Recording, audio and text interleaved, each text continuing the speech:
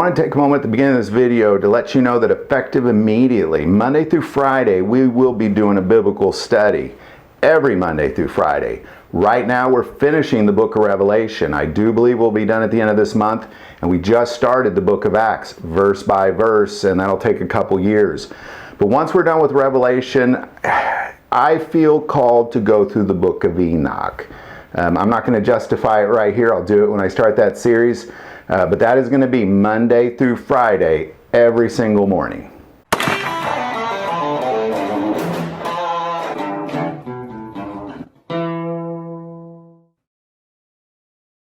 To anybody that likes this channel, there's something that you really need to know about me. And some of you probably do know a little bit of this, but a couple years ago, God showed me. He opened my eyes to the corruption of the church. I stared at it. I knew almost every pastor in a certain county, and I knew them well, and I worked with them on a regular basis. And I just stared at it for 4 years. And a righteous anger stirred in me. And God told me to call out the church. And His words were, blow a trumpet on the church. But not just start saying stuff about them, but call them out by going through the book of Malachi, verse by verse. So I did. But I knew that that would poke people the wrong way. I knew it would. I quit my job because of that, because I didn't want the repercussions of doing what I was doing to hurt the school, because they'd affiliate me with the school. And a lot of people would say, I hate that guy for the things he's saying. At the same time, God said go through the book of Revelation, verse by verse. And we've been doing that for like 2 years. And I said in the very beginning that I was going to do my best. Do my best is how I led in on almost every, about probably the first 50 episodes, to see what it is we can expect to happen. And I just really kind of need you to know that this is very hard, because the things that I'm saying they're pretty offensive, because I'm reading the Word of God and I'm doing my best to cross-reference it with the Word of God only. So I'm taking what other people said, and I'm just throwing it out the window for the most part. And I'm just looking at what is it that the Word of God says, and it conflicts with a lot of people. And a lot of people are offended by the things I say. And I think it's very important that you know that that's hard. That's very hard.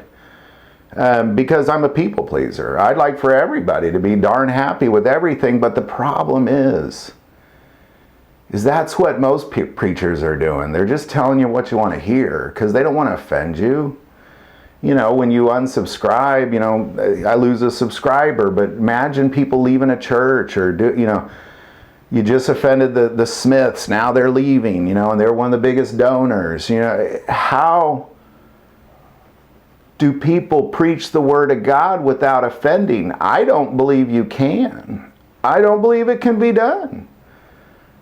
In addition to that, and I've said this so many times on so many different videos, is that since I was a child, I always just called it like I saw it.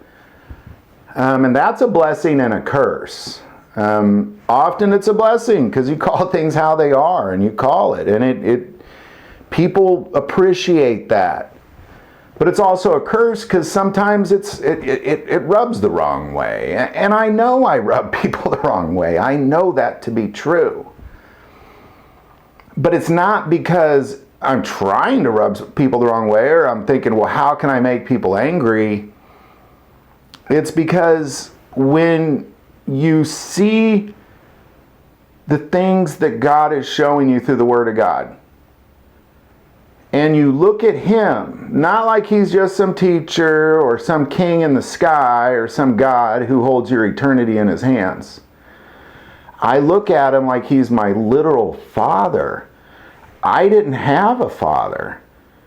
But yet, I came to realize I always had a father. He was always there for me. He always provided for me. He always protected me. He always disciplined me perfectly. And I was a very rough around the edges kid, because I jokingly say I was raised by wolves. My mom was a hippie, and she just pretty much said, Mark's got it. I mean, I was running the streets at 2 in the morning in like 3rd grade.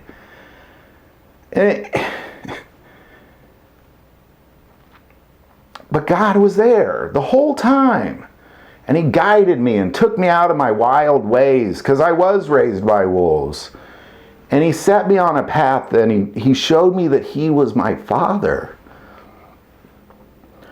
So when I see people saying things that are satanic, I'm going to call them as satanic. If I see people robbing from the church, I'm going to point my finger and I'm going to say they're robbing the church. If I see people trying to take advantage or trying to corrupt or trying to, because when you take from the church, you're literally taking from the sacrifice of the altar. And in the temple, sometimes people did take from the altar. And God always smited them. One guy, he literally turned him inside out because he was consuming the sacrifice of the altar. And when a righteous anger grows in you, and you're doing what you believe to be your real father's business, and the things that make him angry make you angry, and the things he loves, you love, and in addition to that, you call things like you see it, regardless of whether it helps or hurts you, I think I'm the right guy for the job. And I don't want to offend. And that's really, so I guess the one thing I want you to know is, this is just how I'm doing business. I am about my Father's business, and this is how I'm doing it. And I am certain it is going to offend you.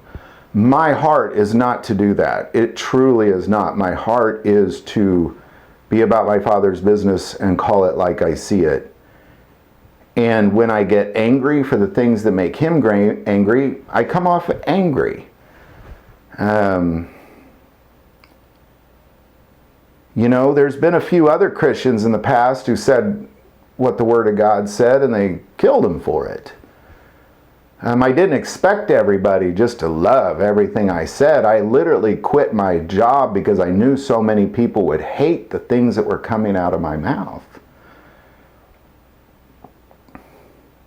And that's hard.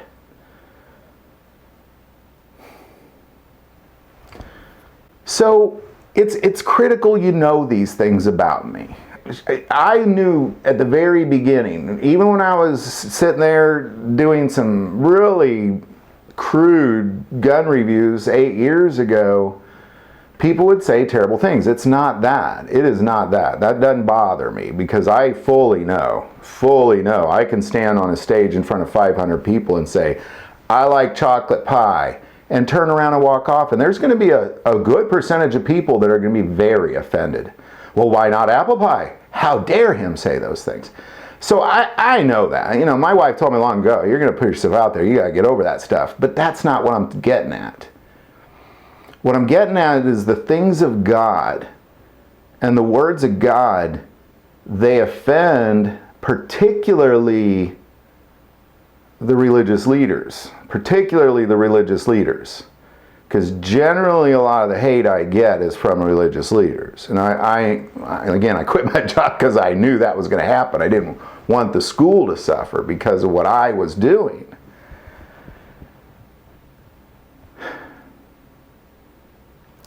So I guess I don't know how else to say it. I'm going to say what I think the Word of God says, period. I know it's going to offend people. I know I call it like I see it, and that offends people. It's just something you got to know. But what I can promise you is that what you're going to get is that you're going to get something from me that I believe is the truth. And I know, I mean, I taught for 20 years. I know there's times where you're teaching one thing and you later, oh, wait, I was wrong. It's actually this other thing. And then I correct myself. Every year I do a top 5 mistakes I made this year list. And I'm sure when I get to the end of Revelation, I'll have a top 100 mistakes I made in this series. But I'm doing my best to speak the words of God.